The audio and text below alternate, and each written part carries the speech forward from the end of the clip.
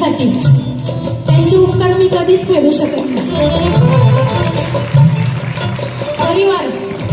परिवार काय असतो? फक्त भैयांकडनं शिकायचं.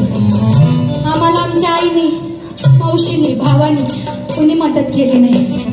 फक्त बाल गंधर्व परिवार, माननीय मेघराज राजे भोसले आणि ऑल आर्टिशन फाउंडेशन यांनी माझा सगळा संसार राग झालेला होता तो पूर्णपणे व्यवस्थित आपला परिवार असल्यासारखा बसवला.